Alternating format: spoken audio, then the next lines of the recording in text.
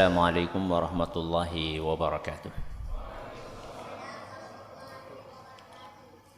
Alhamdulillahi wa kafa, wassalatu wassalamu ala rasulihil mustafa wa ala alihi wa sahbihi wa man iktafa, amma ba'd.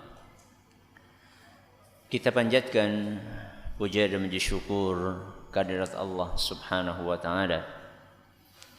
Pada kesempatan sore yang berbahagia kali ini, kita kembali diberi kekuatan, kesehatan, hidayah serta taufik dari Allah Jalla wa'ala, sehingga kita bisa kembali menghadiri salah satu di antara taman surga Allah di muka bumi ini.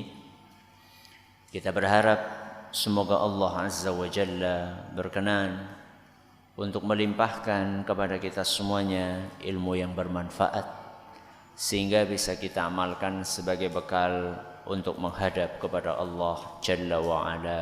Allahumma amin. Salawat dan salam semoga senantiasa tercurahkan kepada junjungan kita Nabi Agung Muhammad sallallahu alaihi wasallam, kepada keluarganya, sahabatnya, dan umatnya yang setia mengikuti tuntunannya hingga di akhir nanti. Bapak-bapak, ibu-ibu, adik-adik, para pendengar, para pemirsa yang mudah-mudahan senantiasa dirahmati oleh Allah Azza wa Jalla. Silaturahim. Apa? Silaturahim. Itu adalah sebuah kata yang di bulan Syawal biasanya menjadi primadona. Jadi apa? Primadona. Terutama di bulan apa? Syawal. Semakin terkenal istilah silaturahim ini. Dan tentunya ini adalah sesuatu yang membahagiakan. Kenapa? Karena silaturahim adalah sesuatu yang syar'i. Istilah syar'i. Seperti hijrah, seperti sholat, seperti puasa, saum. Ini semua adalah istilah-istilah syar'i. Hanya saja sekedar semangat menjalankan sesuatu itu tidak cukup. Kenapa tidak cukup? Karena kalau sekedar semangat saja, bisa jadi dalam menjalankannya ada hal-hal yang kurang pas. Contoh misalnya silaturahim. Di negeri kita ini kata silaturahim ini hampir dipakai untuk seluruh aktivitas. Bahkan mau kampanye aja ngomongnya apa? Silaturahim. Ya. Kemudian kumpul RT juga dikatakan apa? Silaturahim. Reuni apa? Alumni SMP, alumni SD, alumni PAUD, ya. Pakai istilah apa? Silaturahim. Kumpul para ustadz, para pegiat dakwah, dikatakan silaturahim. Apakah penggunaan kata silaturahim untuk aktivitas-aktivitas tadi sudah benar atau belum? Supaya kita tahu benar atau belum, maka kita perlu mengetahui dulu silaturahim itu apa. Silaturahim itu istilah syar'i. Maka kita kembalikan pengertiannya kepada syariat. silaturahim. Berapa kata? Satu apa dua? Dua apa satu? Dua kata. Yang pertama adalah silatu, yang kedua adalah rahim. Dua kata yang digandeng jadi satu. Apa arti silatu? Apa arti rahim? Apa arti silatu rahim? Silatu artinya adalah menggandeng, menyambung. Apa artinya? Menyambung. Silatu artinya apa? Menyambung. Rahim. Apa artinya rahim? Kasih sayang, ngendi gue? Engko pacaran silaturahim. Rahim artinya apa? Rahim, masa orang ngerti rahim? Tempat keluarnya bayi, bener. Rahim ibune. Ya. Tempat keluarnya bayi. Berarti silaturahim artinya apa? Menyambung tempat keluarnya bayi. Si kepriwe. Makanya tadi kan saya katakan silatu artinya apa? Rahim artinya apa? Silaturahim artinya apa? Ya. Tadi kita sudah tahu silatu artinya apa? Nyambung. Rahim artinya tempat keluarnya bayi. Kalau silaturahim artinya adalah menyambung hubungan kekerabatan. Napa? Menyambung hubungan kekerabatan. Kok bisa berubah dari tempat keluarnya bayi menjadi napa? Hubungan kekerabatan. Karena rahim itu adalah bahasa kiasan. Bahasa apa? Kiasan. Dari kekerabatan. Karena munculnya kekerabatan itu adalah dari rahim ibu. Dulur, ya, sedulur. Itu kan karena sama-sama dilahirkan dari satu ibu. Kemudian turun lagi. Sehingga yang digunakan menjadi istilah aslinya adalah rahim. Baik. Menyambung apa tadi? Hubungan kekerabatan. Nah, kalau kita sudah tahu silaturahim itu artinya adalah menyambung hubungan kekerabatan, kira-kira reuni alumni SMP, SMA dan macam-macam itu cocok nggak kalau dikatakan silaturahim? Cocok nama mboten? Mboten. Karena banyak di antara alumni-alumni tersebut atau bukan hanya alumni SMP, termasuk misalnya sekarang syawalan silaturahim karyawan dan siswa SMA anu, betul? Silaturahim siswa, wali siswa, guru, karyawan SD anu. Apakah seluruh yang hadir di situ kerabat? Kerabat apa mboten? Tidak. Loh, tapi kan pada turunan Nabi Adam. Betul? Betul atau tidak? Betul. Oke.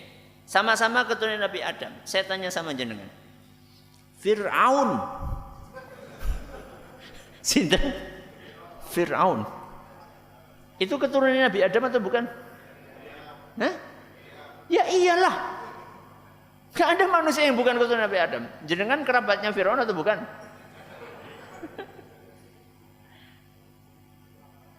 Jadi gak seperti itu, ngitung kerabat itu gak seperti itu. Jadi ngitung kerabat itu bukan dikembalikan kepada sinten? Nabi Adam, bukan. Nanti kita akan bahas. Ya, yang masih terhubung kerabat itu di kakek yang keberapa? Di kakek yang keberapa? Baik. Nah sekarang kerabat. Silaturahim apa tadi maknanya? Menyambung hubungan kekerabatan. Yang dinamakan kerabat itu siapa? Yang dinamakan kerabat itu siapa? Kerabat itu ada level-levelnya. Level yang tertinggi adalah kerabat yang mahram. Napa? Kerabat yang mahram. Apa artinya mahram? Orang yang haram dinikahi. Kalau di masyarakat awam biasa diistilahkan dengan apa? Muhrim. Ini penggunaan istilah yang kurang pas. Ya. Kalau muhrim secara bahasa artinya apa? Orang yang sedang berihram. Ya, orang haji, orang umroh, pakai baju apa namanya? Ihram, itu namanya muhrim. Tapi kalau orang yang haram dinikahi itu namanya apa? Mahram. Kerabat yang paling tinggi levelnya, yang paling wajib untuk disilaturahimi, sinten? Kerabat yang ada hubungan mahramnya. Siapa? Bapak, ibu, kakak, adik, bibi, paman. Uwa sih bedanya apa karo paman? Ya. Pak D, Pak Le, ya, Bude, Bule, baik itu yang dari jalurnya bapak maupun yang dari jalurnya ibu. Ya.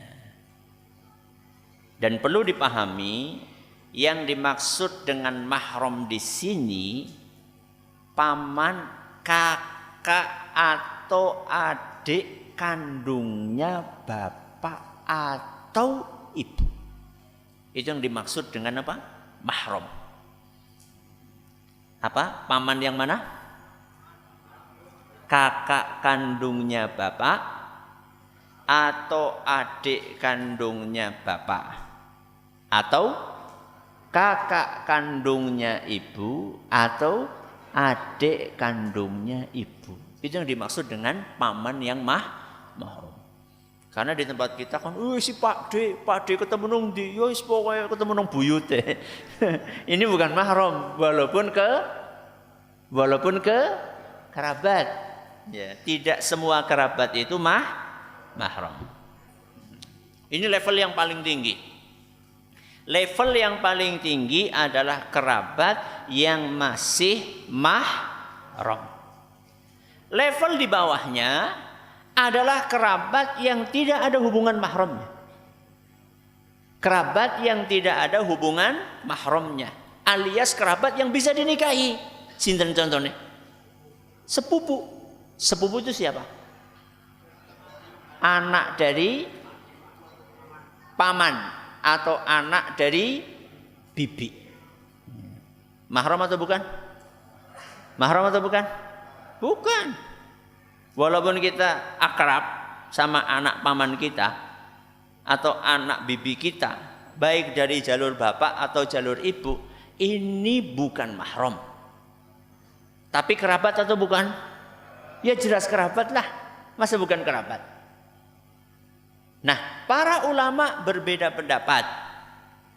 Apakah dengan kerabat yang bukan mahram, kerabat yang bukan mahram, itu tetap wajib bersilaturahim atau tidak? Kalau kerabat yang mahram jelas wajib. Silaturahim dengan siapa? Kerabat yang mahram, bapak, ibu, siapa lagi? Kakak, adik, paman, bibi, itu jelas wajib silaturahim.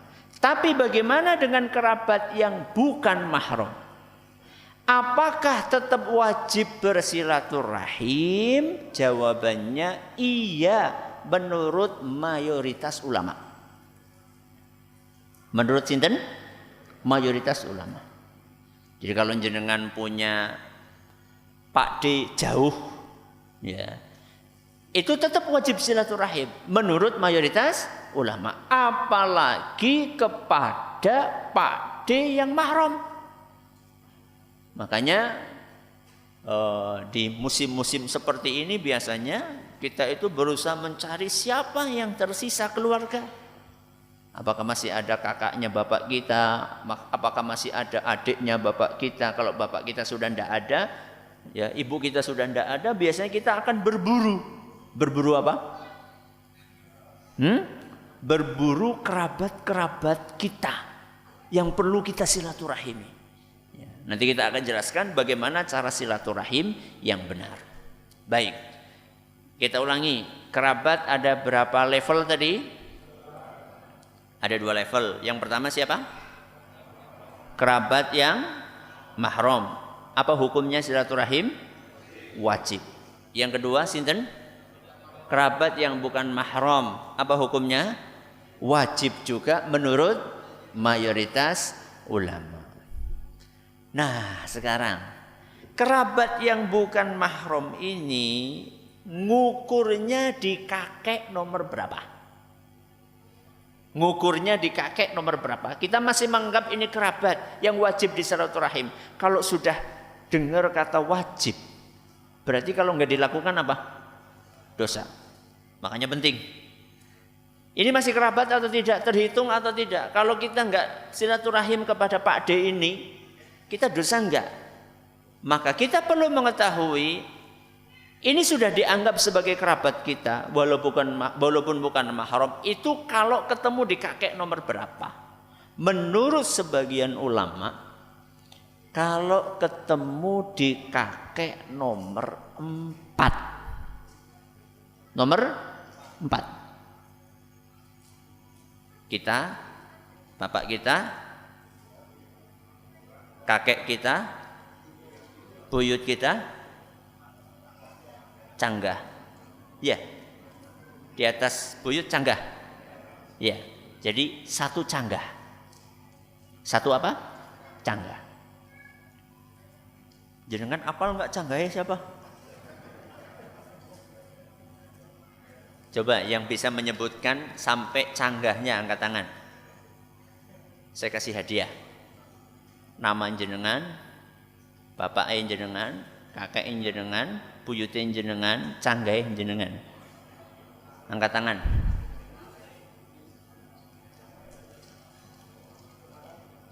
Orang Arab itu bisa sampai 10 hafal mereka. Ayo, siapa? Angkat tangan.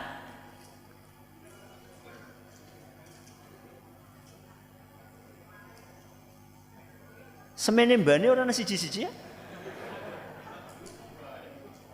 Segini banyak enggak ada satupun? Baik, kita turunkan levelnya. Yang sampai buyut. Namanya siapa? Ya? Bin siapa?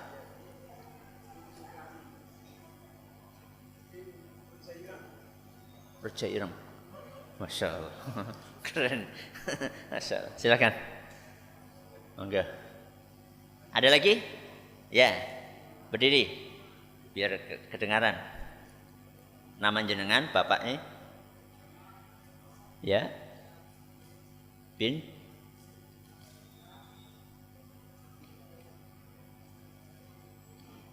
Udah. Ya, udah apa? Harus tahu kita. Karena dengan mengetahui silsilah ini, nanti kita bisa menjalankan ibadah. Ibadah apa tadi namanya? Silaturahim. Bagaimana kita akan bersilaturahim dengan orang lain sedangkan kita tidak tahu orang lain ini kerabat kita atau bukan? Ya. Kemarin ketika momen Idul Fitri, di pekan pertama Idul Fitri itu saya berusaha untuk ngajak anak-anak saya untuk mendatangi saudara-saudara yang sudah sepuh-sepuh. Ya, yang levelnya level bapak kami yang sudah meninggal rahimahullah, ibu kami sudah meninggal rahimahullah. Saya datang bersama satu rombongan. Ya.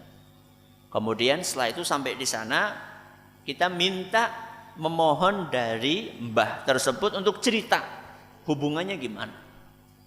Akhirnya setelah cerita saya uji tuh anak-anak. Coba sekarang yang kita kunjungi ini siapa? Ya. Kemudian mereka menyebutkan, oh ini Fulanah. Siapa Fulanah? Fulanah ini adalah adiknya Fulanah. Siapa Fulanah yang ini? Fulanah yang ini adalah istri dari kakek kita. Siapa kakek kita? Kakek kita namanya Fulan. Bapak kita di mana? Di sini, di sini, di sini, di sini. Harus. Ta'allamu min ansabikum ma tasiluna bihi arhamakum. Pelajarilah nasab kalian. Karena ketika kalian mempelajari nasab, kalian bisa silaturahim. Penting silsilah. Ya. Silsilah itu dipelajari bukan untuk bangga-banggaan. Oh, nyong esi keturunannya raja Cirebon. Ya. Oh, nyong esi keturunannya raja apa lagi? Ya, Raja Majapahit misalnya. Oh, saya masih berhak menggunakan label apa? R. Apa R? Raden atau Roro. Ya. Jadi kita mempelajari nasab itu bukan untuk membangga-banggakan, bukan untuk memunculkan fanatisme ras, bukan. Kita mempelajari nasab itu agar kita tahu mana kerabat yang perlu disilaturahimi. Alhamdulillah anak saya yang paling kecil sementara, ya, umur 5 tahun, sudah bisa menyebutkan sampai canggahnya dia, sudah bisa alhamdulillah. Saya bilang anak itu namanya Bilal. Bilal, siapa namamu? Bilal. Bin siapa? Bin Abdullah Zain. Bin siapa? Bin Zaini Muhayyad. Ini berarti sudah masuk ke mana? Kakek dia. Bin siapa? Bin Kartameja. Ini berarti buyut. Bin siapa? Bin Kartamenawi. Sampai mana? Canggah. Ya lumayan lah sampai Canggah. Habis itu saya juga nggak tahu. Ya lumayan lah sampai Canggah. Ya. Jadi harus kita ajari dari kecil. Ya. Apa tadi tujuannya mempelajari nasab? Untuk menjalankan ibadah silaturahim. Baik. Kita lanjutkan. Pembahasan berikutnya adalah kenapa kita silaturahim. Ya. Kita bersilaturahim karena bersilaturahim itu tanda keimanan seseorang. Apa? Silaturahim itu tanda keimanan seseorang.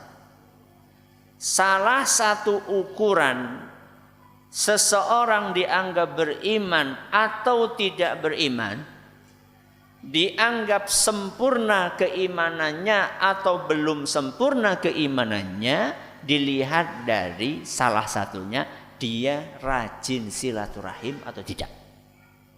Apa dalilnya? Dalilnya adalah sabda Nabi SAW dalam hadis yang diriwayatkan oleh Imam Bukhari. Kata beliau SAW, "Man kana yu'minu billahi wal yaumil akhir falyasil rahimahu." Yang artinya barang siapa yang beriman kepada Allah wal yaumil akhir, napa? Hari kiamat. Barang siapa yang beriman kepada Allah dan hari kiamat, hendaklah dia bersilaturahim. Jadi Nabi SAW di dalam hadis ini menjelaskan bahwa salah satu ukuran seseorang beriman kepada Allah dan hari kiamat adalah silaturahim. Jadi bukan hanya sholat saja. Untuk mengukur seseorang beriman bukan hanya dilihat dari sholatnya saja, bukan hanya dilihat dari puasanya saja, bukan hanya dilihat dari hajinya saja, tapi juga dilihat dari silaturahim apa enggak. Ini. Kemudian Rasulullah SAW menjanjikan balasan istimewa bagi orang-orang yang rajin silaturahim. Dan hadis yang akan saya bacakan adalah hadis yang sangat familiar di telinga kebanyakan kita. Hadis riwayat Bukhari dan Muslim. Kata Nabi SAW, "Man ahabba an yubsata lahu fi rizqihi wa yunsa'a lahu fi atharihi falyasil rahimah." Barang siapa yang ingin rizkinya dilapangkan. Satu. Wa yunsa'alahu fi atharihi, dan umurnya dipanjangkan, falyasil rahimahu, hendaklah dia bersilaturahim. Jadi Nabi SAW menjanjikan keuntungan ganda bagi orang yang silaturahim. Selain dijanjikan pahala di akhirat, juga dijanjikan keuntungan di dunia. Napa wau? Rizkinya lancar, terus akan dipanjangkan umurnya. Coba perhatikan orang-orang yang rajin silaturahim. Masya Allah, gampang banget rezekinya. Sebaliknya orang yang susah silaturahim dengan alasan lo silaturahim mana dadakan gawa kayak gini, engko kayak rugi. Ya. Yang paling penting itu bukan oleh-olehnya. Yang paling penting nopo nih? Amplope. Yaudah. Yang paling penting itu jenengan datang. Ya, coba jenengan seneng nggak kalau misalnya didatangi sama orang keluarga kerabat? Seneng atau tidak? Seneng banget. Apalagi yang sudah sepuh-sepuh. Ibaratnya wong Jawa kayak ketiban duren daru. Orang Jawa itu seneng banget kalau apalagi yang sepuh-sepuh itu kedatangan kerabatnya. Senang banget. Oh, ternyata masih ada ya orang yang ingat sama saya. Ya. Walaupun mungkin kita ke sana bawa buah tangan yang sekedar ya. Ya. Sekedar kita datang saja mereka sudah senang. Ya. Memperluas rizki. Yang kedua apa mau? Memperpanjang umur. Nah, memperpanjang umur itu maksudnya apa? Bukankah umur kita itu sudah diapakan? Sudah ditetapkan oleh Allah. Bukankah ajal kita itu sudah ditentukan oleh Allah, tanggale, tempate, waktune, dalam kondisi apa? Itu semua sudah ditetapkan oleh Allah. Apakah artinya kalau kita silaturahim yang seharusnya umurnya 60 jadi 65, begitu atau bukan? Begitu atau bukan? Jadi siapa bukan? Begitu menurut sebagian ulama. Ya. Jadi penafsiran dipanjangkan umur itu ada dua. Penafsiran yang pertama adalah diberkahi umurnya. Ini penafsiran yang pertama. Jadi usianya ya tetap 50. Tapi yang 50 tahun ini berkah. Saking berkahnya seakan-akan sudah meninggal seperti masih hidup. Pripun niku? Sudah meninggal tapi seperti masih hidup. Maksudnya apa? Masih dikenang namanya. Masih dikenang namanya. Orang-orang yang harum namanya, para ulama kita, Rasulullah SAW lah. Coba Rasulullah SAW sampai sekarang namanya masih dikenang atau tidak? Setiap hari ada berapa orang nyebut nama Nabi Muhammad SAW? Setiap hari berapa orang? Ya nggak tahu berapa. Kira-kira yang jenengan mati, Kok mati? Jenengan meninggal. Kira-kira nek jenengan wafat, ada berapa orang yang akan nyebut namanya jenengan? Ya. Itu namanya berkah. Para ulama kita pun juga demikian. Contoh ya, Riyadus Shalihin. Apa? Riyadus Shalihin. Riyadus Shalihin itu kitab hadis yang ditulis oleh siapa? Imam Nawawi. Terkenal atau tidak? Terkenal banget Imam Nawawi. Kitabnya apalagi Riyadus Shalihin. Jangan tahu, Imam Nawawi itu umurnya berapa tahun? Berapa? 40-an tahun. 40-an tahun. Sama jenengan tua siapa? 40 tahun, bayangkan. Tapi karya yang beliau tinggalkan kepada kita banyak banget. Salah satunya Riyadus Shalihin. Apa beliau masih punya karya tulis yang lain? Masih. Ada beliau punya buku fikih namanya Al-Majmu' Syarah Muhadzab. Tebalnya segini nih. Dari sini sampai sini. Itu kandele semene iki. Padahal usianya cuma berapa? 40 tahun. Jenengan usianya sudah berapa tahun? Sudah berapa jilid? Ya kayaknya nak WA aku dikumpulakan ya kayaknya bisa berjilid-jilid. WA-nya jenengan sing arep maca sapa. Ya. Ilmu semuanya itu segitu. Padahal umurnya cuma berapa? 40 tahun. Ini contoh berkah. Usianya pendek, tapi namanya itu dikenang terus. Ini penafsiran yang pertama. Orang yang rajin silaturahim akan panjang umur, maksudnya akan diberkahi umurnya. Walaupun mungkin pendek. Penafsiran yang kedua, maksud dipanjangkan umur betul-betul dipanjangkan. Di catatannya malaikat. Di catatannya sinten? Malaikat. Tertulis Pak Anu. Saya enggak sebutkan nama ya, buk anak sing ngepasi. Ya, Pak Anu. Kalau enggak silaturahim umurnya 40 tahun. Kalau silaturahim umurnya berapa? 41, ya Allah, setahun tok. Misalnya, kalau rajin silaturahim umurnya 60 tahun. Ditulis di catatannya malaikat. Di catatannya malaikat ditulis bahwa Pak Anu kalau silaturahim umurnya jadi 60 tahun, kalau enggak silaturahim berapa? 40 tahun. Ya sekarang jenengan tinggal bagaimana, mau silaturahim atau enggak. Kalau mau silaturahim jenengan akan dapat umur berapa tadi? 60, kalau enggak silaturahim 40 tahun.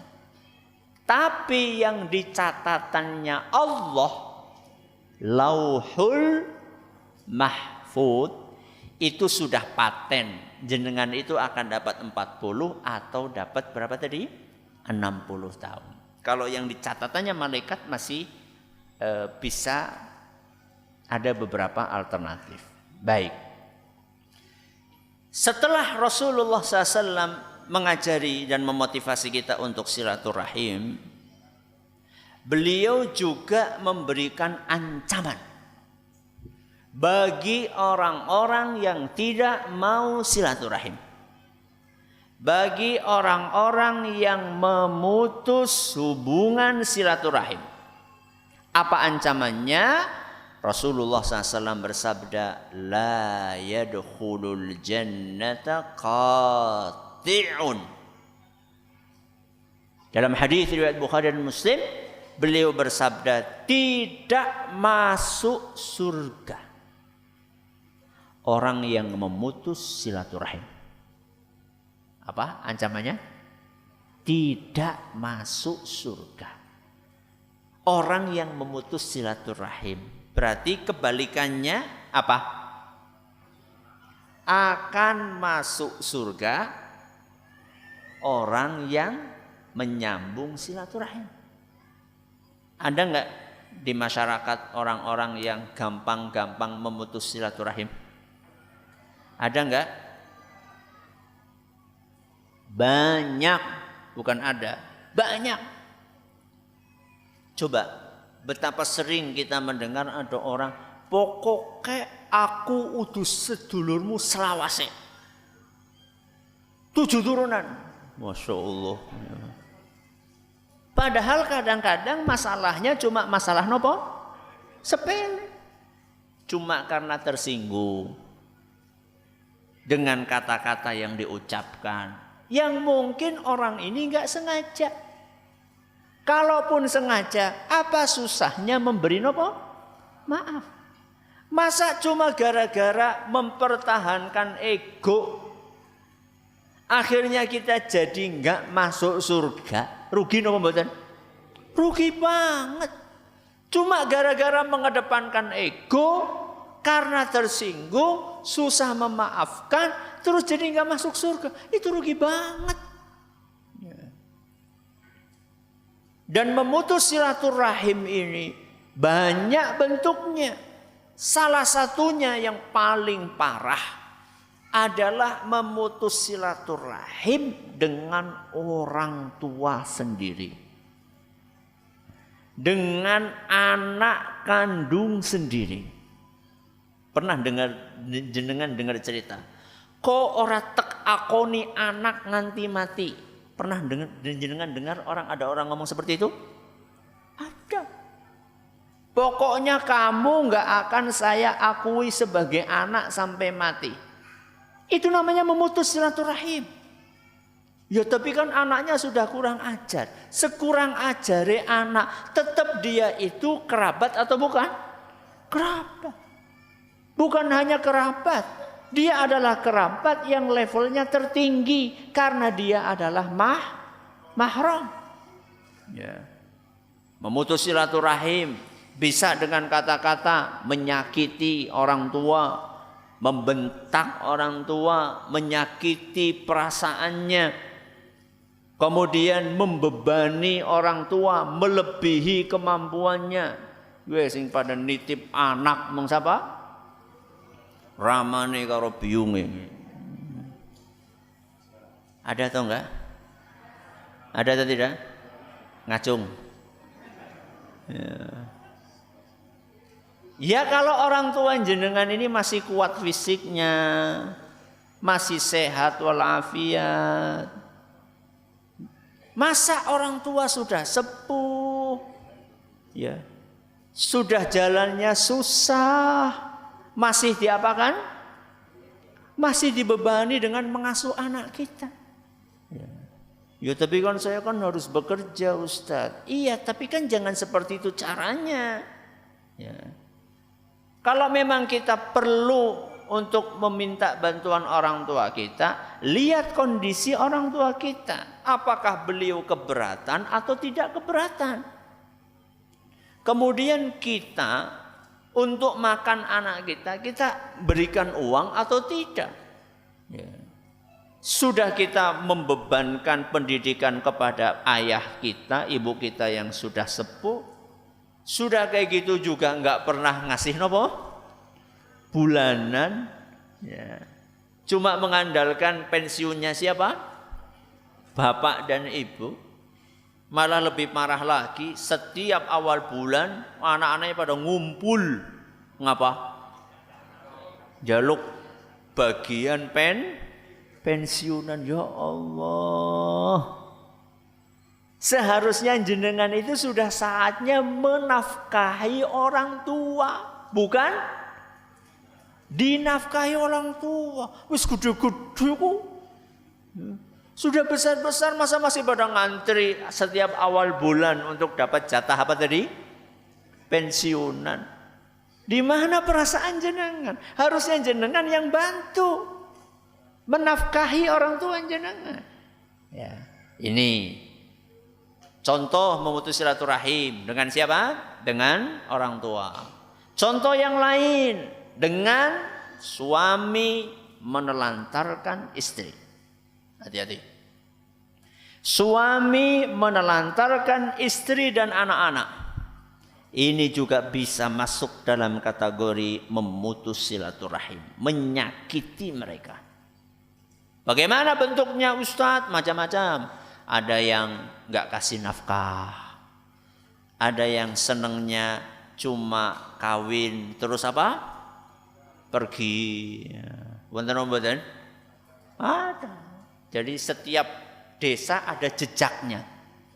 Ya, setiap desa ada jejaknya. Kawin nang kana lunga mani, kawin kene lunga mani, kawin lari. Ya, bar kawin terus lari. Ya. Hati-hati itu zalim itu. Ya. Jadi kita punya anak, kita punya istri harus tanggung jawab. Nah, termasuk juga bentuk dari memutus silaturahim, kita menyakiti istri, memukul istri, berkata-kata kasar kepada istri, memarahi istri sesuatu yang di luar kemampuannya. Apa contohnya? Memilih jenis kelamin anak. Memilih jenis kelamin anak. Apakah istri bisa menentukan? Tidak. Kondisi bayi yang lahir sehat atau tidak sehat, normal atau tidak normal, istri bisa menentukan? Tidak. Kenapa istri yang dimarahi? Kan ada suami yang menyalah-nyalahkan istrinya. Begitu lahir anak pertama laki-laki, kedua laki-laki, ketiga laki-laki, keempat laki-laki.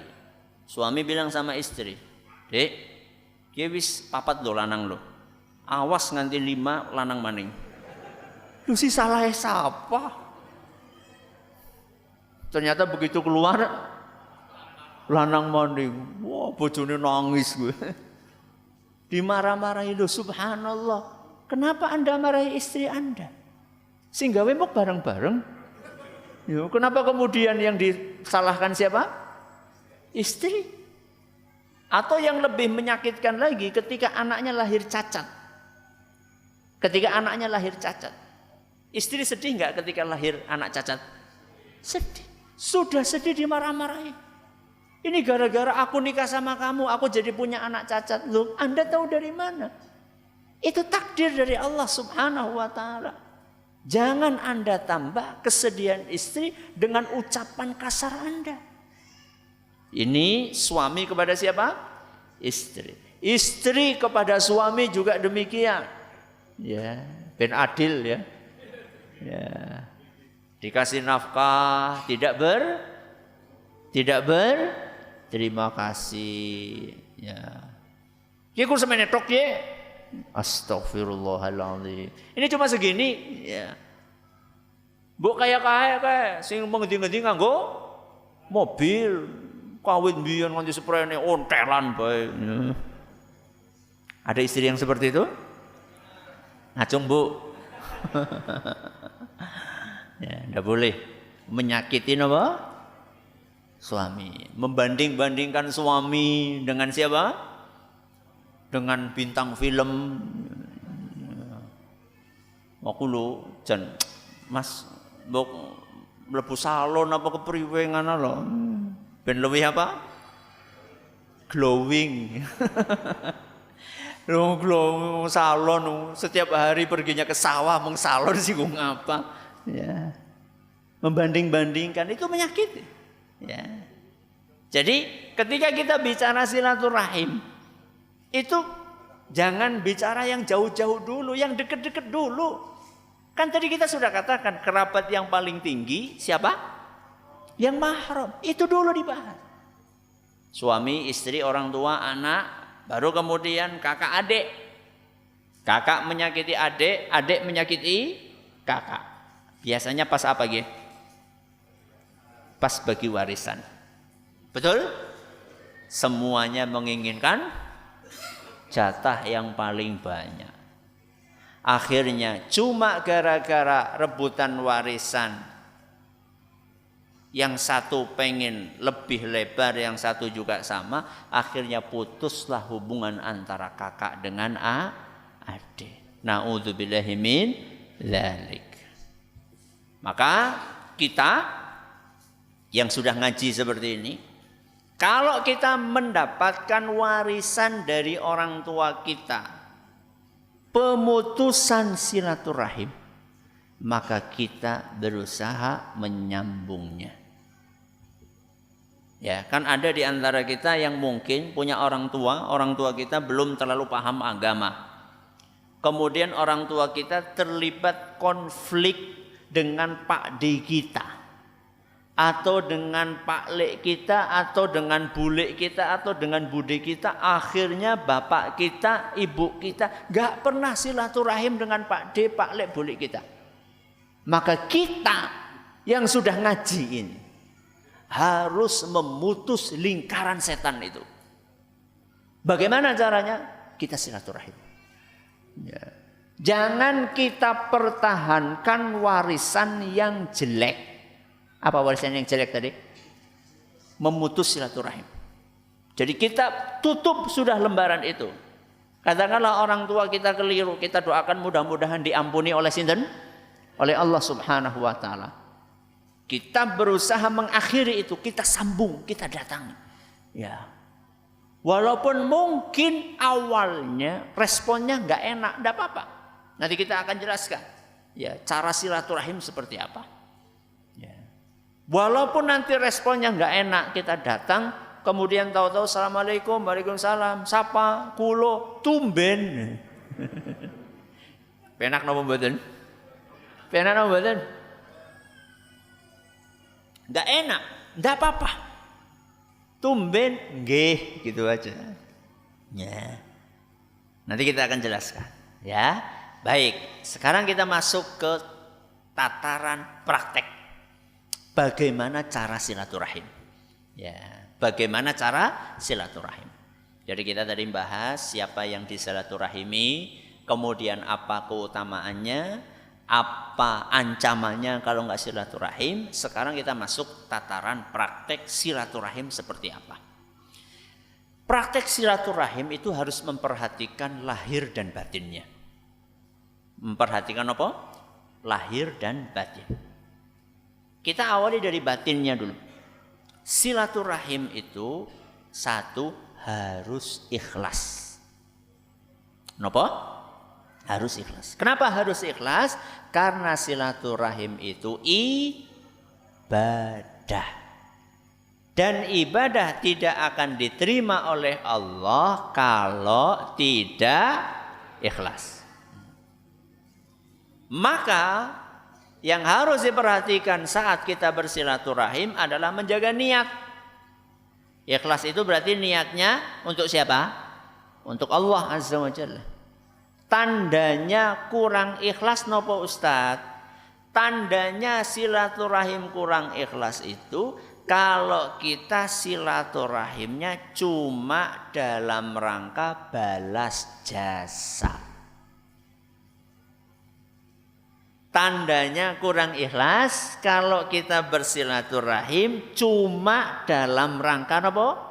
Balas jasa. Pripe maksudnya balas jasa niku pripun Ustaz?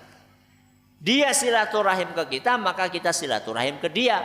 Dia enggak silaturahim ke kita, maka kita tidak silaturahim kepada dia. Itu namanya silaturahim balas jasa. Saya ulangi. Silaturahim balas jasa niku napa? Dia silaturahim ke kita, maka kita silaturahim ke dia. Dia tidak silaturahim ke kita, maka kita tidak silaturahim kepada dia. Berarti silaturahimnya belum lillahi ta'ala. Dan ini disebutkan oleh Nabi SAW dalam hadis riwayat Bukhari. Kata beliau sallallahu alaihi wasallam, laisal wasilu bil mukafi'. Orang yang silaturahim beneran. Berarti ada yang silaturahim tidak beneran. Orang yang silaturahim beneran itu, kata Nabi SAW, bukan orang yang balas jasa. Maksudnya silaturahim kalau disilaturahimi. Kalau nggak disilaturahimi terus nggak silaturahim. Bukan seperti itu silaturahim beneran. Terus yang beneran yang bagaimana wahai Rasul? Walakin al-wasilu alladzi idza qad quti'at rahimuhu wa salaha. Silaturahim yang beneran itu adalah kalau kita mau menyambung orang yang memutus silaturahim kepada kita. Masya Allah. Silaturahim yang beneran adalah ketika kita menyambung hubungan dengan orang yang memutus silaturahim kepada kita. Contohnya kepada Ustaz. Contohnya, jenengan dibesenguti. Napa dibesenguti? Dicemberuti, jenengan balas napa? Mesem. Kuwi silaturahim temenan. Jenengan tidak diutangi. Terus dia datang pengen apa? Ngutang.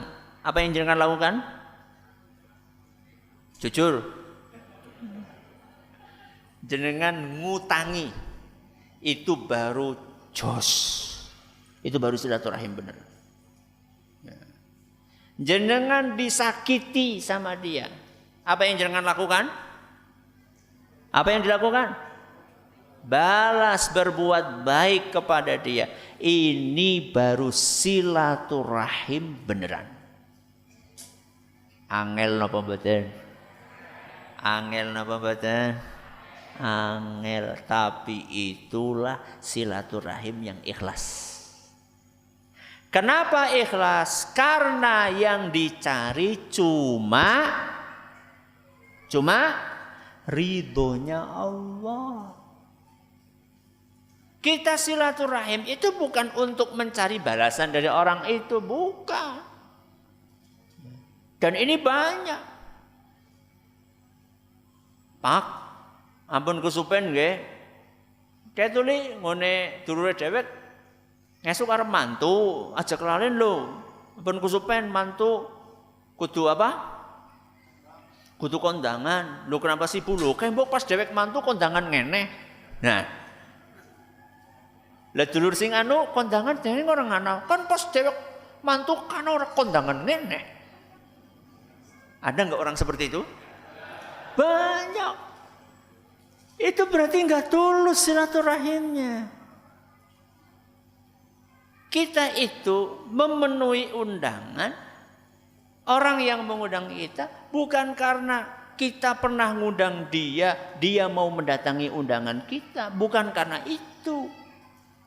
Kita memenuhi undangan dia karena diperintahkan oleh Rasulullah SAW.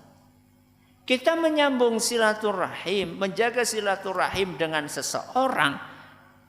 Itu bukan karena orang tersebut menjaga silaturahim dengan kita. Tapi kita menjaga silaturahim dengan orang lain karena itu perintah agama. Ya. Maka mulai sekarang latihan. Latihan apa? Latihan untuk mengenyampingkan ego. Ya. Tadi kan saya sudah sampaikan. Kalau kita mendapatkan warisan memutus silaturahim dari orang tua kita, lingkaran setan itu harus diapakan? Harus diputus. Ya. Jangan dilanjutkan lingkaran setan tersebut. Ya, ini yang pertama. Jadi silaturahim batinnya harus apa? Ikhlas. Sekarang kita bicara lahirnya. Bagaimana kita bersilaturahim secara lahir?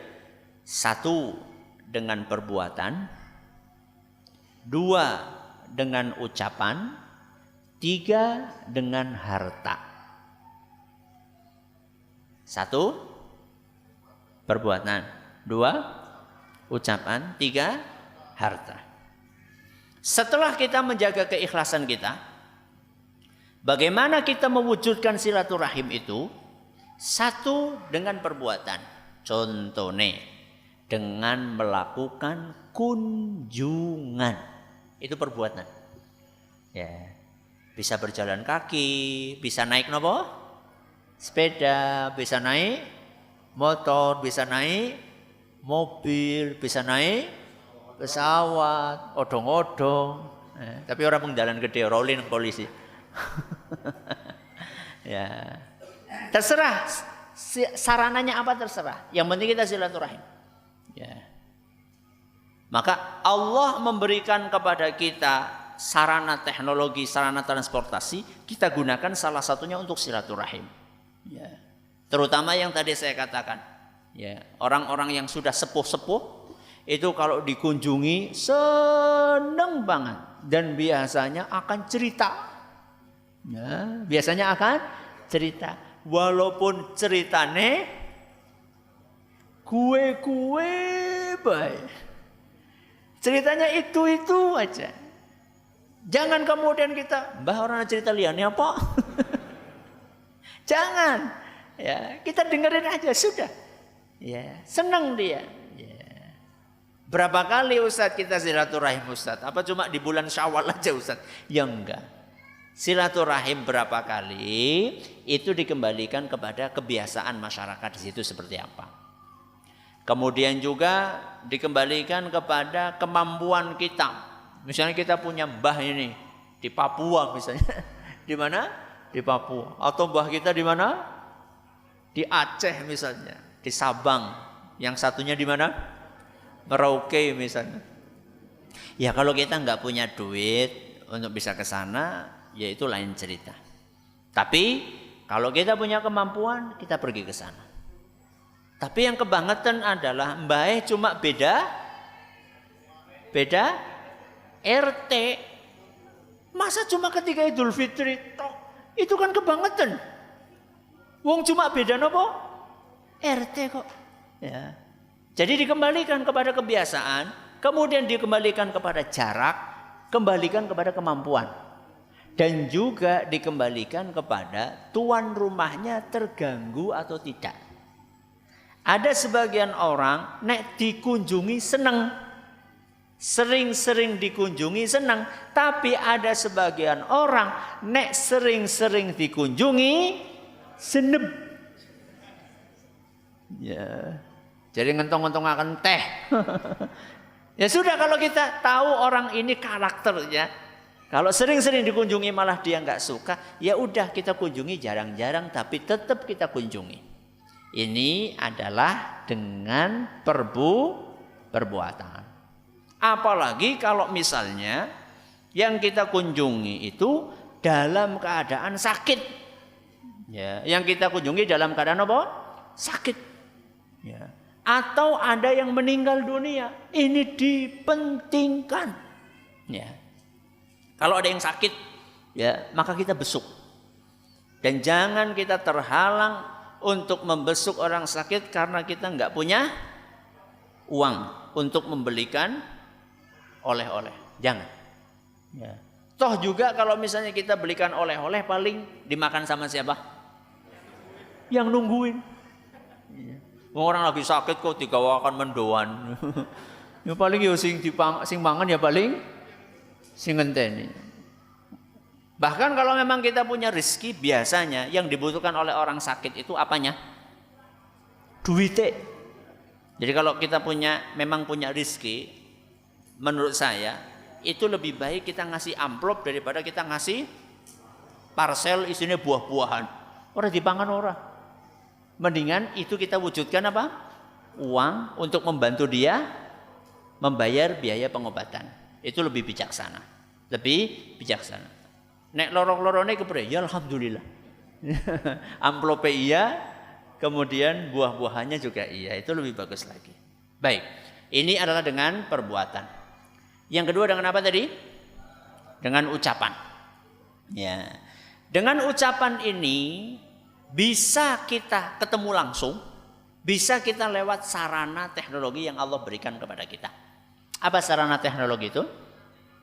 Telepon, SMS, apalagi WA, ya, dan yang lain sebagainya. Sekarang itu gampang banget. Saya ingat ketika sama-sama masih SD, masih SMP, kalau mau nelpon harus kemana? Mana? Wartel. Anak-anak SD yang sekarang ini orang ngerti wartel gue apa. Wartel sih panganan apa? Ya, nggak tahu. Masih ingat kan jenengan kalau mau ke wartel ngantrinya pripun? Panjang, aku jaga wartel mir. Ngantrinya lama, kemudian buru-buru. Jangan sampai nabrak jam 6. Kalau sudah jam ke-6 sana, mahal. Apalagi jam 7 ke sana, sudah mahal. Sebelum jam 6, meruput. Habis subuh cepet-cepet berangkat ke wartel. Ya ngantri. Sekarang Masya Allah. Sambil tiduran. Kita bisa nelpon. Malah ada yang gratisan toh. Ya. Masa sudah disediakan seperti itu sama Allah Subhanahu wa ta'ala. Kita nggak pernah hubungi saudara kita. Minimal ketika Idul Fitri kita ucapkan apa? Selamat taqabbalallahu minna wa minkum. Ya. Kita tanya kabarnya, ketika sakit kita tanya gimana, atau kita doakan, kita telepon, kita doakan, atau kita bertakziah. Kalau memang kita nggak bisa datang, kita ucapkan bela sungkawa.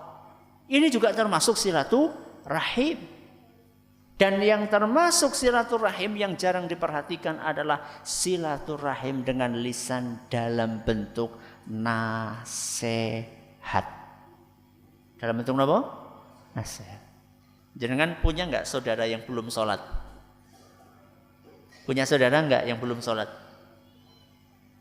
Ada. Sudah dinasihati atau belum? Ya. Perhatikan, ini termasuk silaturahim. Bahkan silaturahim dengan lisan yang bentuknya nasihat seperti ini, insya Allah akan membuat hubungan kita abadi. Bukan hanya di dunia, tapi sampai kemana? Sampai ke akhir. Maka perhatikan betul-betul itu. Dengan lisan. Yang terakhir apa tadi? Dengan harta. Contohnya apa? Contohnya orang tua menafkahi anak, anak menafkahi siapa? Orang tua. Contohnya lagi, suami menafkahi istri, bapak menafkahi anak. Ini termasuk bentuk silaturahim dengan harta. Dan ini pahalanya lebih besar daripada sedekah-sedekah yang lainnya.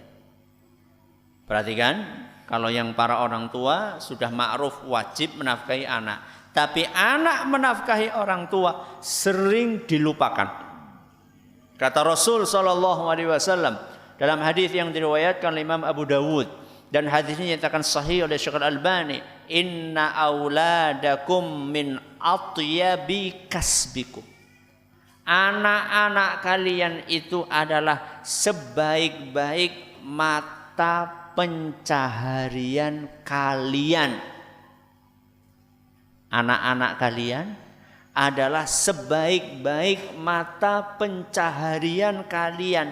Fakulu min kasbi auladikum. Wahai para orang tua, makanlah dari hasil kerja anak-anak kalian. Perhatikan. Kita sebagai anak punya orang tua, kita wajib untuk menafkahi orang tua kita. Apalagi orang tua kita sudah sepuh. Ya. Jangan seperti tadi yang ngantri di tanggal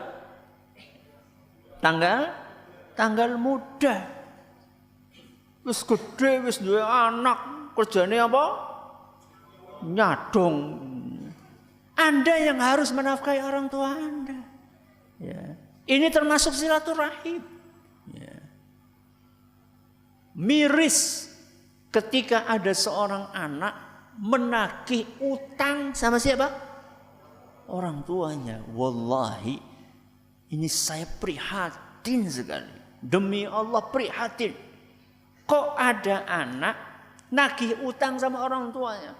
Dan nagihnya sampai bikin orang tuanya sakit. Gue kebangetan banget teman. Ini anak ini punya hati apa enggak gitu. Hatinya, perasaannya di mana? Harusnya Anda itu memberi, bukan apa? Bukan mengutangi. Ya.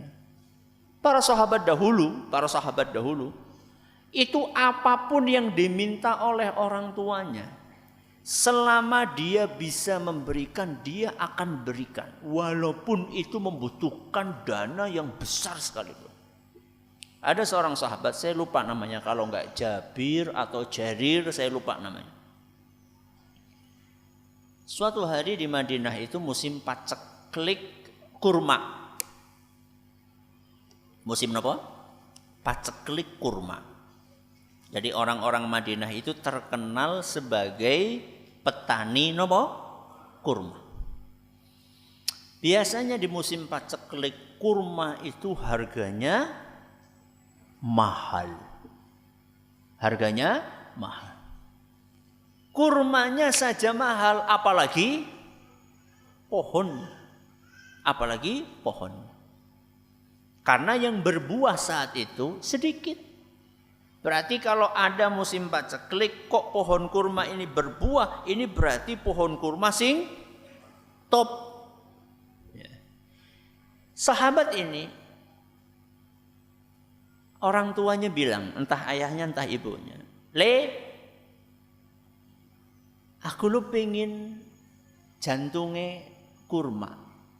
Pohon kurma kalau ditebang tengah-tengahnya itu ada apa nih? Jantungnya. Kalau kelapa namanya apa? Hah? Pondoh. Pondoh. Ya. Kalau bambu? Rebung. Apa umbut? Bukan. Beda lagi. Yes, pokoknya pohon batangnya di tengah-tengahnya. Aku lo pengen jantungnya pohon kurma. Apa kata sahabat itu? Nggih. Ya, udah nggak usah. Kalau ayah ibu jenengan minta sesuatu, nggak usah banyak alasan. Cepet-cepet ucapkan apa? Nggih. Iya. Apa yang beliau lakukan? Nyari pohon kurma yang terbaik yang ada di Madinah saat itu. Yang paling sehat, yang paling baik. Kemudian ditanya, ini berapa? Musim paceklik yang mesti apa? Larang. Ini berapa? Sekian. Saya lupa. Pokoknya mungkin kalau hitungan kita mungkin sekian puluh juta lah. Sekian puluh juta. Ya, nih saya beli. Setelah dibeli lunas, apa yang dilakukan? Ditebang. Pohon yang dibeli sekian puluh juta ditebang, terus diambil apa? Pondoe, terus dibawa ke bapaknya. Apa komentar orang-orang? Kok sih sehat apa ora? Kamu ini gimana? Kamu sehat apa enggak sih? Orang sekarang lagi nyari-nyari pohon kurma. Buah kurma sekarang lagi mahal-mahalnya. Kamu beli pohon ditebang cuma untuk ngambil itunya. Apa kata sahabat itu? Apapun yang diminta oleh orang tuaku. Apapun yang diminta oleh orang tuaku. Selama itu halal, berapapun yang dibutuhkan untuk memenuhi permintaan orang tuaku, aku akan penuhi. Ini silaturahim kepada orang tua. Jadi jangan hitung-hitung sama orang tua. Ya. Jangan hitung-hitung sama orang tua. Masa cuma orang tua pengen tukakan sate. Ngapa sih sate bae? Ngenteni ibadah ngapa? Astagfirullah. Jadi nunggu pembagian dari mana? Panitia kurban. Kalau memang Anda punya duit dan tidak membahayakan orang tua jenengan, ya, udah belikan. Ya. Ini termasuk silaturahim dengan harta. Makanya di zaman Nabi SAW ada seorang sahabat namanya Abu Tolhah. Siapa? Abu Tolhah. Abu Tolhah ini dalam hadis riwayat Bukhari punya kebun di depannya Masjid Nabawi. Masjid Nabawi depannya ada kebun. Abu Tolhah ini terkenal salah satu saudagarnya orang Madinah. Punya tanah luas, kebun kurma luas. Salah satu kebunnya itu ada di depan Masjid Nabawi. Di dalamnya ada sumur yang airnya seger banget. Ya. Rasulullah SAW senang banget untuk mampir di kebunnya Abu Tolhah, minum dari air tersebut. turun firman Allah Azza wa Jalla, lan tanalul birra hatta tunfiqu mimma tuhibbun.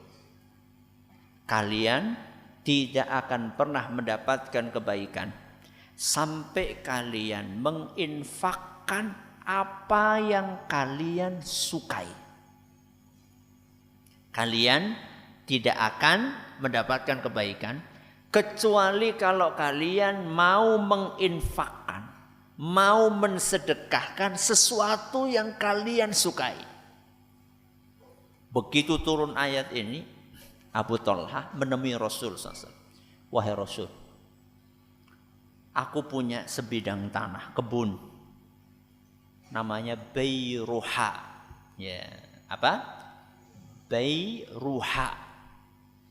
Aku punya tanah terkenal di Madinah, Bayruha. Ini adalah kebun yang paling aku sukai dan aku ingin mendapatkan kebaikan dari Allah, sebagaimana yang disebutkan dalam ayat tadi. Aku infakkan kebun itu di jalan Allah. Terserah wahai Rasul, mau dialokasikan untuk apa? Rasulullah SAW begitu mendengar ucapan Abu Talha itu, beliau langsung senang banget. Kemudian beliau mendoakan supaya tanah atau hartanya Abu Talha ini diberkahi oleh Allah. Setelah itu apa kata Nabi sallallahu alaihi wasallam? Dzalika malun rabih, dzalika malun rabih. Ini harta yang menguntungkan, ini harta yang menguntungkan. Kemudian Nabi SAW katakan, inni ara an taj'alaha fil aqrabin. Wahai Abu Talha, menurut aku sebaiknya kebun ini engkau sedekahkan kepada kerabatmu. Bayangkan, kerabat. Nabi SAW mementingkan kerabat. Jadi jangan sampai ada di antara kita yang saudagar kaya, rajin infak kemana-mana, tapi dulure kelalen, gak diperhatikan. Jangan. Nabi SAW mementingkan kerabat sampai tanah yang sedemikian, kalau istilah sekarang, strategis.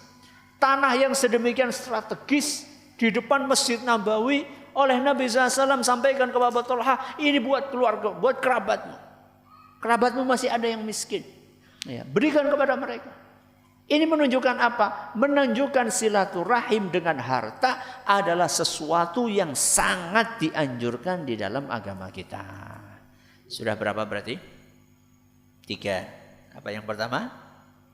Perbuatan. Yang kedua? Ucapan. Yang ketiga? Harta.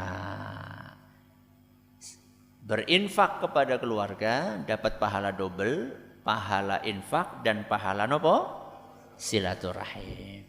Mudah-mudahan apa yang kita pelajari hari ini bermanfaat untuk kita semuanya. Allahumma amin. Terakhir, silaturahim harus sesuai dengan batasan agama.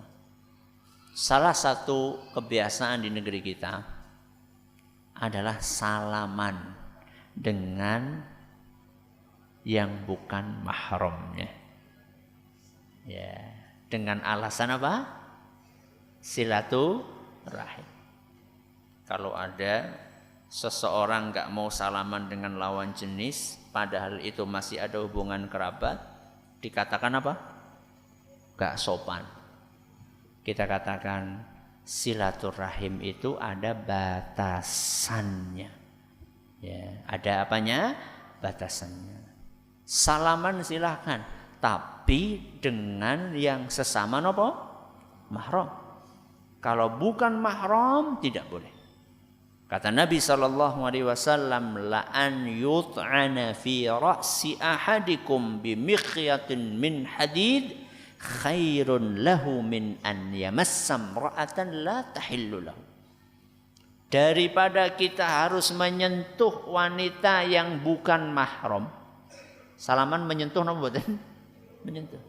Daripada disuruh menyentuh wanita yang bukan mahram, lebih baik kepala seseorang ditusuk dengan jarum dari besi. Nah, ini menunjukkan apa? Tidak boleh. Tapi bukan berarti kemudian ketika ada orang minta salaman, kemudian katakan moh, enggak. Nun sewu mboten. Ya, sambil apa? Sambil senyum. Sehingga tidak tersinggung. Ini catatan sedikit di akhir. Mudah-mudahan apa yang kita pelajari bermanfaat untuk kita semuanya. Wallahu ta'ala a'lamu bissawab. Ada pertanyaan silakan.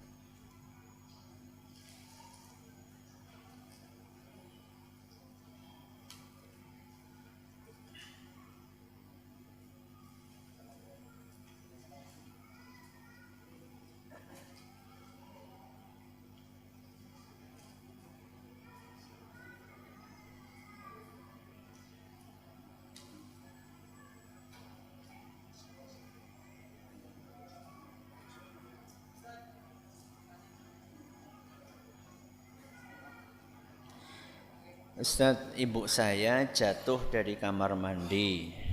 Qadarullah tangannya patah. Selang 2 bulan paman saya atau adik ibu saya ndak tilik ibu saya. Enggak tilik ibu saya. Dan kemarin ketika lebaran saya tanya kepada ibu saya dan mengajak untuk silaturahim ke adik ibu, tapi ibu saya menolak. Apakah yang harus saya perbuat? Apakah saya berdosa karena menuruti ibu saya untuk tidak berkunjung ke adik ibu saya? Anda bisa berkunjung tanpa sepengetahuan ibu. Ya, Anda bisa berkunjung tanpa sepengetahuan ibu. Kemudian yang kedua, Anda perlu menyetelkan pengajian ini. Nah, ini kepada ibu jenengan. Ya, kenapa demikian? Karena saya khawatir nanti ibu jenengan termasuk kategori yang memutus silaturahim. Ya tapi kan karena di siti, bisa gitu kan? Tapi kan karena di siti, kan dia duluan yang nggak mau membesuk saya. Baik. Kenapa kita tidak berupaya mencarikan uzur? Uzur itu apa? Apa? Alasan. Ya, kenapa kita tidak berusaha mencarikan alasan? Siapa tahu adik ibu nggak membesuk karena sakit. Siapa tahu karena ada halangan. Siapa tahu. Para ulama kita menjelaskan, usahakan carikan uzur untuk saudaramu sampai 70 uzur. Berapa? 70. Kalau nggak sakit karena ini, golek nganti 70. Nek wis terkumpul 70, kalau sudah terkumpul 70, ternyata 70 itu tidak ada satupun yang pas. Maka ucapkanlah siapa tahu ada uzur ke-71 yang kita nggak tahu. Itu cara agama kita melatih kita untuk membersihkan hati. Itu sebenarnya awalnya dari hati loh. Ya, awalnya dari apa? Hati. Ketika ada orang nggak mau mengunjungi kita, kemudian kita marah jengkel, itu biasanya dari hati kita yang kurang bersih. Apa hati yang kurang bersih? Suudzon. Apa? Suudzon. Berprasangka buruk.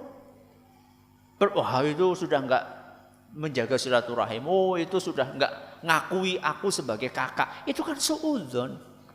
Dan suudzon itu bagian dari bisikan siapa? Setan. Jangan mau kita menjadi korban bisikan setan. Ya. Maka yang bisa Anda lakukan adalah satu, Anda bisa silaturahim tanpa memberitahu ibu.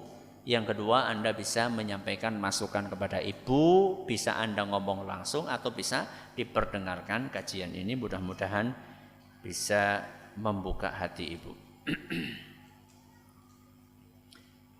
Ustadz, apabila kita sudah minta maaf, tapi saudara kita tidak mau memaafkan, apakah kita masih berdosa? Dan bagaimana sikap kita terhadap saudara kita yang tetap diam? Ya, tergantung jenengan itu berusaha meminta maafnya sudah maksimal atau belum. Ya, ada sebagian orang minta maafnya api ora. Api ora siapa? Enggak serius.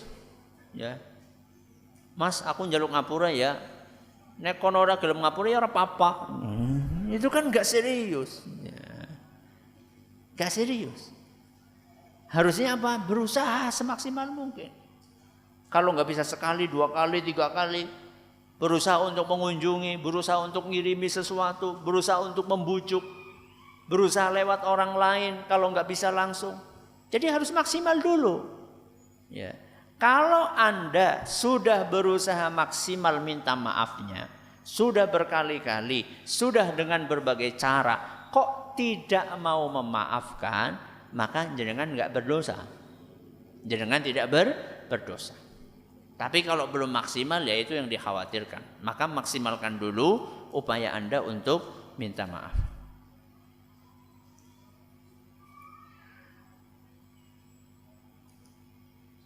Ustadz, jika ayah menikah lagi, apakah keluarga dari ibu tiri termasuk orang tua, termasuk orang-orang yang kita silaturahimi? Iya, termasuk. Ya, termasuk. Itu termasuk yang kita silaturahimi. Dan bersyukurlah kepada Allah. Kenapa? Karena saudara Anda semakin apa? Semakin banyak. Jadi jangan malah mau bapak ngapain nikah lagi. Itu berarti nambah sedulur. Ya, tetap kita silaturahimi. Tapi tentunya berbeda levelnya antara yang mahram dengan yang tidak mahram, sebagaimana yang tadi kita jelaskan. Apakah wajib menafkahi orang tua, istri atau mertua? Ya, bagi anaknya mertua, ya iya. Yaitu istri jenengan kalau memang dia punya harta. Tapi kalau buat Anda, dilihat apakah mampu atau tidak mampu. Kalau misalnya dia tidak mampu, itu bagian dari ihsan. Apa ihsan? Perbuatan baik. Termasuk dari perbuatan baik. Mertua itu punya jasa atau tidak? Apa jasanya? Lu ngrumat bojone jenengan itu jasa atau bukan? Jasa besar. Makanya saya tuh heran. Kok ada namanya anak atau ribut mantu karo mertua. Loh, berjasa banget kok, yo ngalah. Dan kadang-kadang masalahnya itu bukan masalah prinsipil. Ya, pernah ada orang konsultasi ke saya tentang ketidakakuran dengan mertua. Terus saya tanya, apa sih masalahnya? Gini Ustadz masalahnya. Jadi istri saya Ustadz, nek jangan bikin sayur, gue senengnya sih nganggo banyu, sing duduh-duduh. Ya. Sedangkan ibu saya berarti kan mertuane istrinya dia. Ibu saya itu senengnya jangannya sing garing-garing, oseng-oseng. Nek bojoku senengnya sing duduh-duduh, jangan bening, sop dan sebagainya. Akhirnya enggak akur. Ya Allah, itu kan masalah sepele. Ya. Tinggal masak 2, kenapa? Yang satu ada kuahnya, yang satu tidak ada kuahnya. Ya tapi kan jadi duitnya entong akeh Ustaz.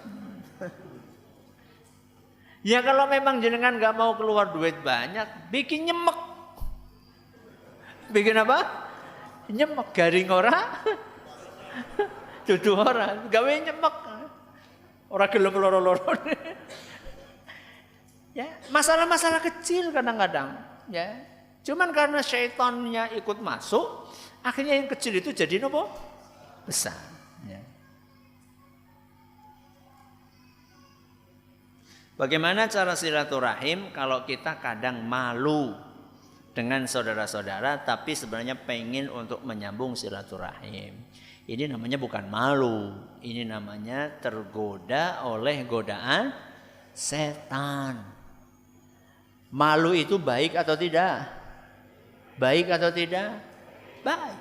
Al-haya'u minal iman. Malu itu sebagian dari iman. Berarti malu baik atau tidak? Baik. Tapi malu yang seperti apa? Kalau malu silaturahim, baik atau tidak? Tidak. Malu ngaji, baik atau tidak? Enggak. Malu pakai jilbab, baik atau tidak? Enggak baik. Malu sholat berjamaah, itu enggak baik. Bukan itu malu yang dimaksud. Malu yang dimaksud termasuk bagian dari keimanan lah malu untuk melakukan hal-hal yang tidak terpuji. Contohnya malu mangkat masjid bali nyolong sandal. Itu malu kudune. Ya. Malu keluar rumah enggak nutup aurat. Itu malu yang benar. Nah kalau Anda malu silaturahim itu berarti malu nggak benar. Ya. Dan biasanya itu kadang-kadang cuma bisikan-bisikan dari setan. Maka lawan bisikan itu Anda datangi. Ustaz, bagaimana bilang ke saudara yang bukan mahram apabila setiap lebaran selalu menyodorkan tangannya ke saya? Ya baik-baik, pelan-pelan. Ya, jenengan bisa nyun sewun, jenengan bilang gitu. Ya, bisa jenengan sampaikan seperti itu. Ya. Dan sekarang alhamdulillah pemandangan seperti itu sudah tidak aneh. Pemandangan orang diajak silaturahim kemudian berusaha untuk menghindar itu sudah tidak aneh. Beda dengan dulu. Ya, kalau dulu itu bisa dikatakan apa? Aib banget, aib. Sekarang sudah mulai biasa. Dan orang juga sudah mulai wawasannya terbuka. Sehingga tinggal yang penting raut muka kita. Roman muka kita itu jangan cemberut. Wis ora gelem salaman terus apa? Cemberut ora enak banget. Minimal kita mencairkan dengan apa? Dengan senyum. Ya, insyaallah itu akan sangat membantu mengurangi ketersinggungan.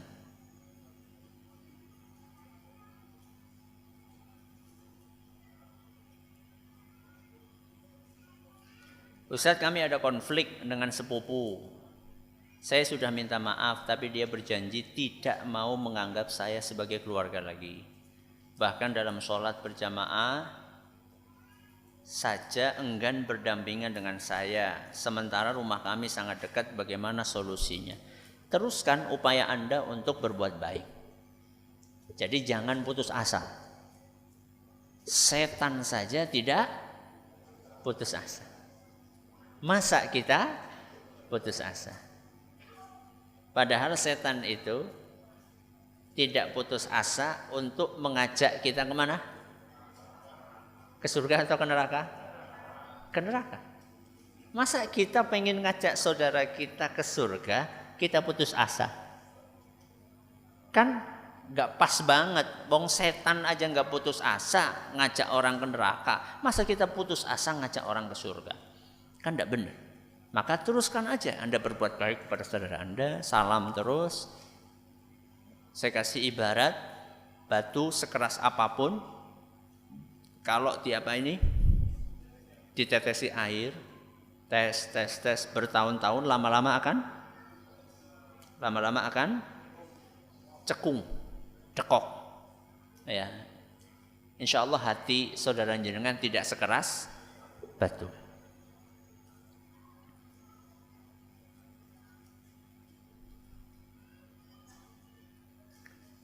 Ustadz, Apa ada hubungan silaturahim karena ikatan pernikahan? Contoh kakak perempuan dari istri. Kakak perempuan dari istri apakah boleh bersalaman? Kalau salaman tidak boleh. Karena itu termasuk ipar. Apa? Ipar. Dan Nabi SAW mengatakan alhamu al-maut. Apa? Alhamu al-maut. Ipar itu bagaikan maut. Apa maut? Kematian. Iparku dalam maning mati, udah kayak gue. Maksudnya Nabi SAW itu mewanti-wanti bahwa ipar itu bahaya. Bahaya di sini maksudnya adalah bisa menjerumuskan kita kepada perbuatan-perbuatan yang tidak terpuji. Kenapa demikian? Karena ipar itu dianggap sebagai saudara dekat. Ya atau tidak? Bahkan kadang-kadang tinggal satu rumah. Karena sudah dianggap saudara dekat, sehingga kebanyakan orang menganggap duduk bareng, boncengan naik motor, pergi bareng itu biasa. Betul atau tidak? Betul. Kayak tulung kayak bokayumu diantar mengendi pasar. Bokayu itu maksudnya adalah kakak istri, kakak ipar. Kayak adimu diantar mang dokter, maksudnya adik ipar. Orang menganggap itu biasa, padahal itu bukan mahram. Kalau bukan mahram berarti nggak boleh terlalu dekat, termasuk salaman nggak boleh. Tapi silaturahim iya, silaturahim iya, tapi tidak sampai melanggar aturan agama. Nabi SAW mewanti-wanti dengan sabdanya, ipar adalah kematian. Karena berapa kali terjadi hubungan haram. Hubungan haram antara seseorang dengan iparnya. Dan itu sering kita dengar.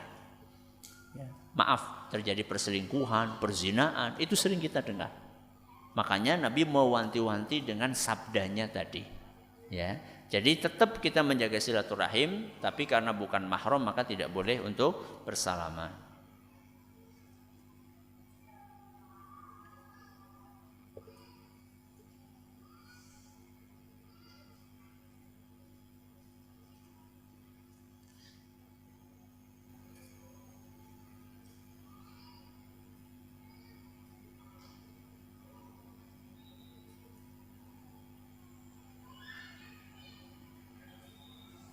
Ada seorang laki-laki berbuat dosa, selingkuh, sehingga istrinya marah.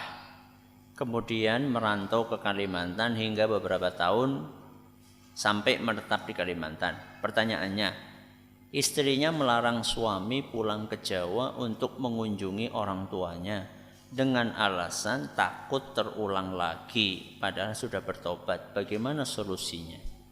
Solusinya, apa alasan Anda melarang suami Anda silaturahim kepada orang tua? Wong itu orang tua dia kok. Apa hubungannya? Dosa dia adalah sebuah perbuatan maksiat. Silaturahim dengan orang tua, maksiat atau amal soleh? Amal soleh. Kenapa melarang amal soleh dengan alasan maksiat? Nanti terulang lagi Ustadz. Dari mana Anda mengetahui akan terulang lagi? Anda tahu apa yang akan terjadi besok? Anda tahu hal gaib? Apa yang akan terjadi besok? Gaib atau bukan?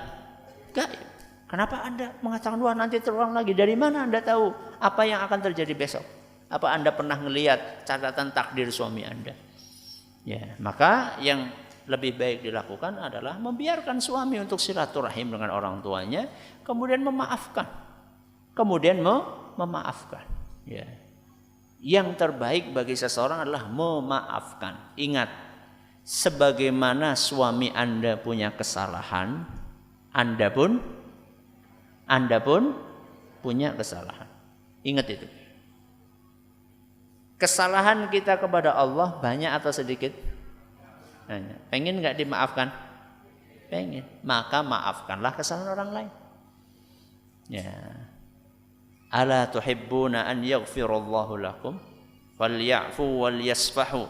Ala tuhibbuna an yaghfirallahu lakum. Allahum Ya, hendaklah mereka memberikan maaf, hendaklah mereka melupakan kesalahan orang lain.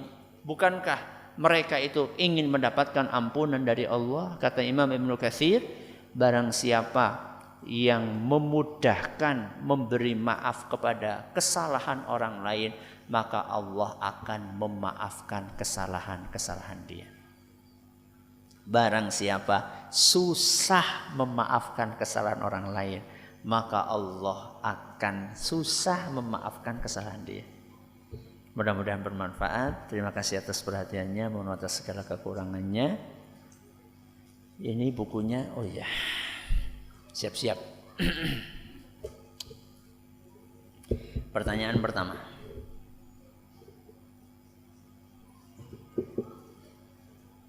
Apa makna silaturahim? Pertanyaan gampang.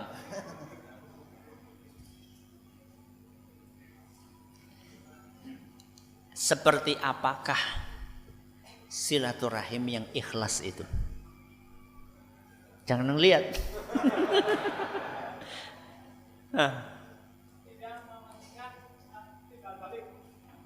Apa maksudnya?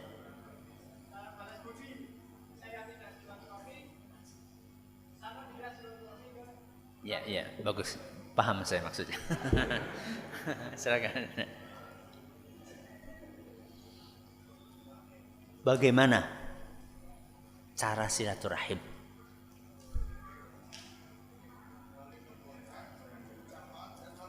Masyaallah. Bagus. Harta.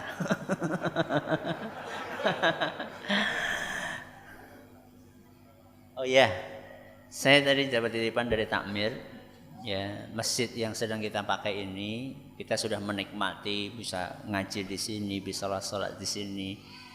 Ini masih punya tanggungan masjid ini. Ya, masih punya utang untuk pembangunannya sekitar 56 juta. Ya, masih punya utang 56 juta. Maka supaya kita lebih nyaman lagi ngaji di sini, kita bantu untuk melunasi. Ya, kita bantu untuk melunasi sehingga nanti kita sholat di masjid yang enggak punya utang.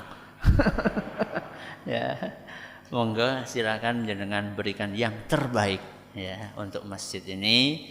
Mudah-mudahan jenengan juga dapat amal jariahnya. Ya, semakin banyak orang yang sholat di masjid ini, ketika jenengan punya andil dalam pembangunannya, maka semakin banyak pahala yang akan mengalir kepada jenengan. Itu pesan kami dari takmir Masjid As-Siddiq. Mudah-mudahan Allah memberkahi harta kita semuanya. Terima kasih atas perhatiannya. Mohon atas segala kurangannya. Kita akhiri dengan doa kafaratul majelis. Subhanakallahumma wa bihamdika asyhadu an la ilaha illa anta astaghfiruka wa atubu ilaik. Assalamualaikum warahmatullahi wabarakatuh.